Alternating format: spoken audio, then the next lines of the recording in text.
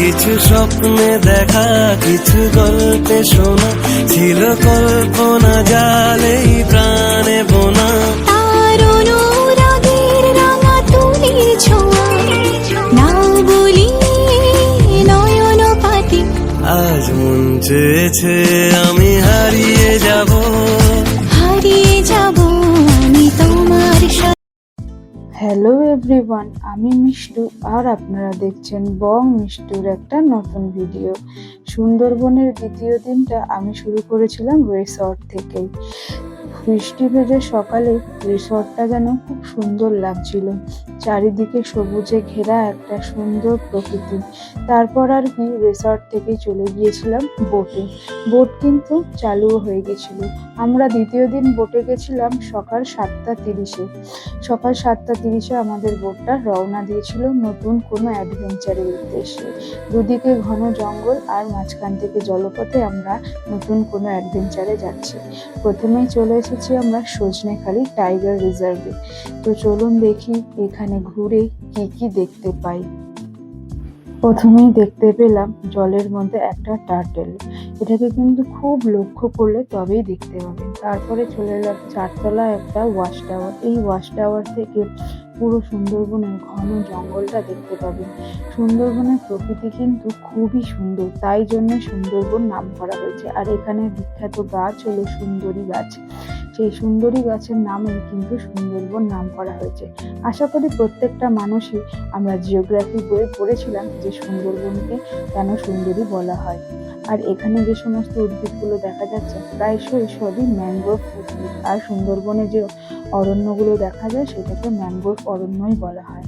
এটা হচ্ছে এক ধরনের গোলপাতা গাছ, যেটা দেখতে নারকেলের মতন হয় কিন্তু নারকেল গাছ নয়। আর সুন্দরবনের মেন আকর্ষণ হচ্ছে এই সুন্দরী গাছ, যাতে কিন্তু এখন ফলও ধরেছে। তারপরে আমাদের গাইড বলছিল এখন আমরা কোথায় আছি, তো চলুন শুনে নিই।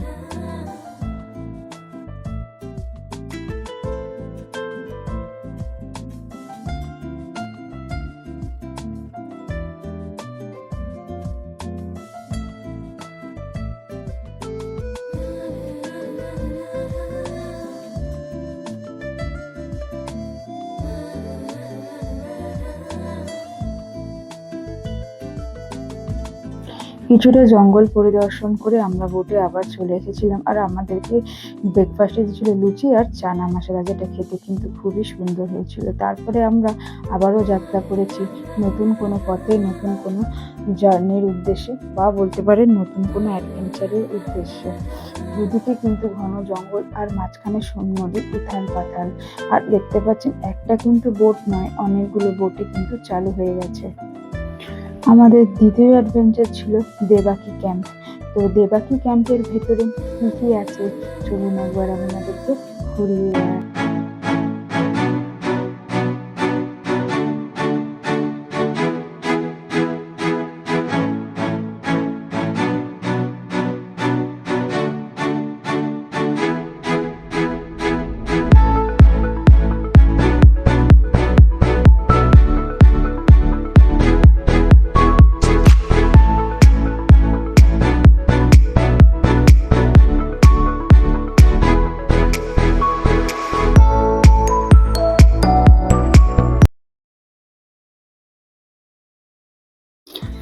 দেবাকি ক্যাম্পে প্রায় অনেকটাই সময় কাটিয়ে আমরা আবার বোটে চলে এসেছি। আমরা যখন বোটে এসেছি তখন ঘড়িতে বাজে প্রায় 1:30।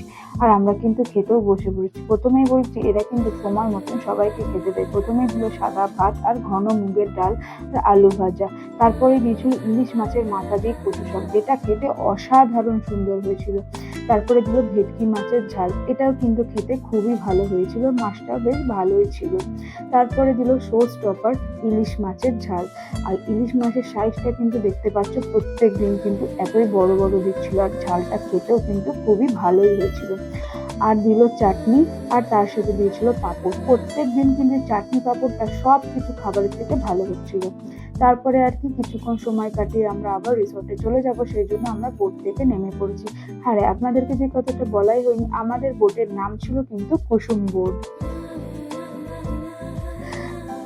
রিসর্টে গিয়ে কিছুক্ষণ সময় কাটিয়ে আমরা রেডি হয়ে বেরিয়েছিলাম সুন্দরবনের আশেপাশে গ্রামটা ঘুরে বেড়াতে, আর গ্রামটা খুবই সুন্দর ছিল। তো চলো আজকের মতন আমরা গ্রামটা ঘুরি আর ভিডিওটা এখানে এন্ড করছি। দেখা হবে নতুন কোনো ভিডিও, নতুন কোনো অ্যাডভেঞ্চারের সাথে। ততক্ষণ সবাই ভালো থাকুন, বাই।